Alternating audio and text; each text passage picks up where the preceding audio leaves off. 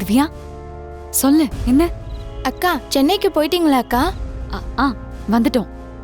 இப்போதான் ஏர்போர்ட்ல இருந்து வீட்டுக்கு போய் ஃப்ரெஷ் ஆயிட்டு இமீடியட்டா உங்க அப்பாவை அட்மிட் பண்ண ஹாஸ்பிட்டலுக்கு வந்திருக்கோம். ஏன்க்கா இப்பவே அங்க போனீங்க? வீட்ல ரெஸ்ட் எடுத்துட்டு காலையில அங்க போயிருக்கலாம்ல. பரவாயில்ல திவ்யா, ஒன்றும் பிரச்சனை இல்லை. ஏதாச்சும் தகவல் தெரிஞ்சாதான் நிம்மதியா தூக்கம் வரும். அதான் உடனே கிளம்பி வந்துட்டோம். சரிக்கா, அங்க ஏதாவது தகவல் கிடைச்சதா? இல்ல, இன்னும் எதுவும் கிடைக்கல. ஆனா அப்போதைக்கு உங்க அப்பாக்கு அட்டெண்டரா இருந்த நர்ஸ் மேரிங்கிறவங்களோட அட்ரஸ் மட்டும் கிடைச்சிருக்கு. காலையில வேலையா அவங்க வீட்டுக்கு போய் விசாரிக்கணும். சரிக்கா. சரி, நீ எதுக்கு இப்ப ஃபோன் பண்ண? அத சொல்லு. அக்கா, அது நீங்க இங்க இருந்து கிளம்பி போன விஷயம் தெரிஞ்ச உடனே தாரணி அக்காவும் சென்னைக்கு கிளம்பி வந்திருக்கா. தாரணி சென்னைக்கு வந்திருக்காளா? என்ன சொல்ற? தாரணியா? போன ஸ்பீக்கர்ல போடு. ஏன் திவ்யா, தாரணி இங்க கிளம்பி வந்திருக்காளா? ஆமா மாமா, நானும் மீனாட்சி அக்காவும் எவ்வளவோ சொல்லி பார்த்தோம். ஆனா அவங்க கேட்கவே இல்லை. நீங்க 2 பேரும் போன உடனே பொய்யான ஆதாரத்தை தான் ரெடி பண்ண போயிருக்கீங்கன்னு நினைச்சுக்கிட்டு உண்மையான ஆதாரத்தை கண்டுபிடிக்கணும்னு அவங்க சென்னைக்கு வந்தே ஆகணும்னு அடம் பிடிச்சு சென்னைக்கு வந்திருக்காங்க. ஏன் இந்த தாரணி இப்படி இருக்கா? அவங்க எங்க தங்குவா? சொல்லி இருந்தா நாங்களே கையோட கூட்டிட்டு வந்திருப்போம்ல.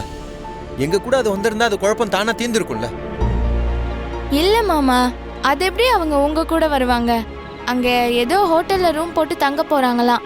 எத்தனை நாள் ஆனாலும் உண்மையை கண்டுபிடிக்காம திரும்ப வரமாட்டாங்களாம்.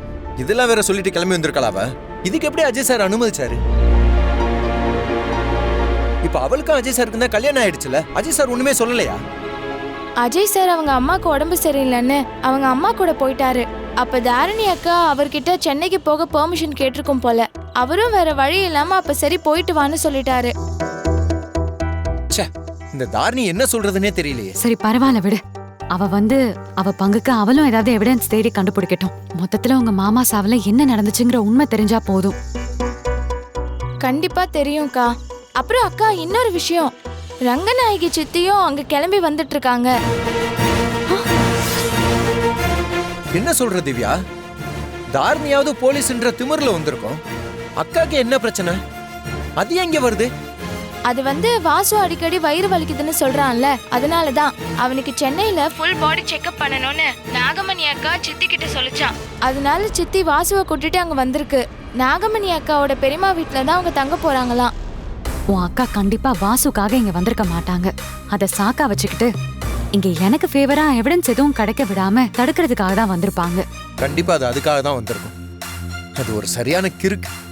வாசு பாவம் படிக்கிற பையன்.